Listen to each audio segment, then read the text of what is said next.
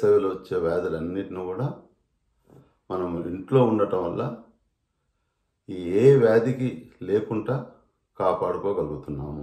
అయితే పిల్లలని ఎలా ఇంట్లో అంటే మనకు సెలవులు తెలిసి ఎక్కువ దీపావళి సెలవులని, లేక దసరా సెలవులని, లేక సంక్రాంతి సెలవులని, లేక అక్కడక్కడ వారం రోజులు సెలవులు వస్తుంటాయి.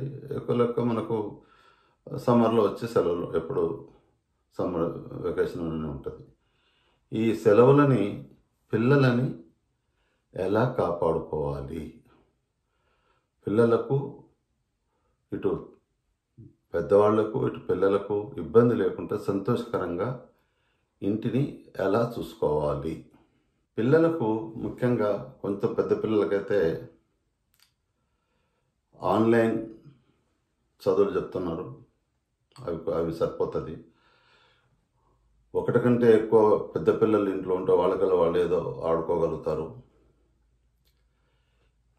అయితే ఎక్కడ పోయి 5 సంవత్సరాలు 6 సంవత్సరాలు లోపున్న పిల్లలు తోటి చాలా సమస్య తల్లిదండ్రులకు. ఈ ముఖ్యంగా ఇన్ని రోజులు సెలవులు వచ్చి వాళ్లకు డే కేర్ సెంటర్స్ లేవు, స్కూల్స్ లేవు, ఇంట్లోనే ఉండాలి, బయటకు వెళ్ళకూడదు.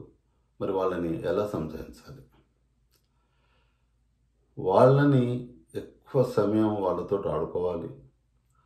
వాళ్లకు కొన్ని నేర్పించడం, అంటే ఇప్పుడు బుక్స్ పెట్టి చిన్న పిల్లలకైతే ఏబిసిడీలు అంటాం, లేకపోతే 1 2 3 అంటాం, లేకపోతే ఎనిమల్స్ నేమ్స్ అని, ఫ్రూట్స్ నేమ్స్ అని, వెజిటబుల్స్ నేమ్స్ అని నేర్పిస్తూ కలర్స్ నేమ్స్ అని ఓపికతోటి నేర్పియాలి. కొంతమంది తల్లిదండ్రులు ఏం చేస్తారంటే ఓపిక లేకనో లేక విసిగిపోయో వాళ్లకు లేక వీడియోలు ఇచ్చేస్తారు. అంటే పిల్లలకు మన వీడియో గేమ్స్ అయితేంది, లేక అవి కంప్యూటర్ గేమ్స్ అయితేంది అవి ఇస్తారు. అవి ఇచ్చినప్పుడు ఏం చేస్తారు, పిల్లలు చక్కగా మంచిగా వాళ్ళే ఎవరితో మాట్లాడుకుంటా కూర్చుంటారు, వీళ్ళకి ఇబ్బంది ఉంటుంది. కానీ తల్లిదండ్రులు ఏమనుకుంటారు, పిల్లలు చక్కగా సైలెంట్గా ఉన్నారులే అనుకుంటారు. కానీ అది చాలా పెద్ద పొరపాటు. పిల్లలకు కనుక వీడియో గేమ్లు మీరు అలవాటు కనుక పరిస్తే అవి ఫిజికల్ అండ్ సైకలాజికల్ ఎఫెక్ట్స్ పిల్లలు చాలా ఉంటాయి. అది కనుక మీకు ఒకసారి అలవాటు అయిందనుకో పిల్లలకు అది చాలా కష్టము. ముఖ్యంగా వీడియో గేమ్స్ పిల్లలకు కనుక ఒకసారి అలవాటు అయితే వాళ్ళని దాన్ని విడదీయలేరు. అలవాటు రాకుండా చూసుకోవాలి.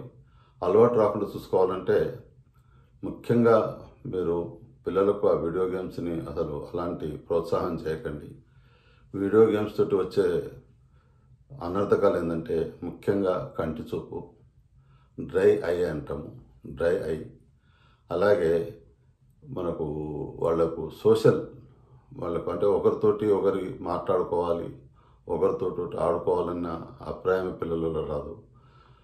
మూడవది ఏంటంటే వాళ్ళకు లాంగ్వేజ్ ప్రాబ్లమ్స్, అంటే కనీసం భాష కూడా నేర్చుకోలేరు. ఎప్పుడు వాళ్ళు మాట్లాడరు, ఎప్పుడు దాని మీద చూస్తుంటారు, భాష కూడా నేర్చుకోలేరు. ఇంకోటి ఏంటంటే వయలెన్స్, అంటే వాళ్ళు ఆ వీడియోలలో చూసినవి ఆ వయలెన్స్ తోటి వాళ్ళు నిద్ర డిస్టర్బ్డ్ స్లీప్ ఉంటుంది. ఆ డిస్టర్బ్ స్లీపే కాకుండా మునుముందు కూడా ఇప్పుడు అమెరికాలో మనం ఎన్నో స్కూళ్ళల్లో పిల్లలు పోయి గన్స్ పెట్టుకొని గన్స్ తోటి చంపడం వింటున్నాం అప్పుడప్పుడు. వాళ్ళు కనుక ఆ ఆయుధాలే చేతికొచ్చినప్పుడు ఆ ఎమోషనల్ అప్సెట్ తోటి వాళ్ళు ఏమైనా ప్రమాదానికి దౌర్జన్యానికి చేసేందుకు వెనకపోవడరు. అలాగే వాళ్ళకు సైకలాజికల్ అంటే ఒక మానసిక వ్యాధి ఉంటుంది, వాళ్ళ డెవలప్మెంట్ కూడా సరిగా ఉండదు. కాబట్టి ఇవన్నీ దృష్టిలో పెట్టుకొని ఇంకెన్నో అనర్థాలు ఉన్నాయి. అంటే పిల్లలకు మనకు వీడియో గేమ్స్ నేర్పేకండి, వీడియో గేమ్స్కు అలవాటు కాకుండా చూసుకోండి.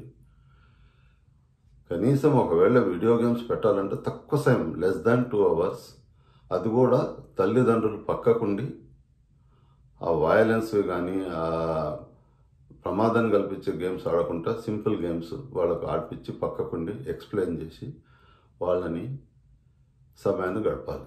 Like and subscribe Eagle Health and Beauty.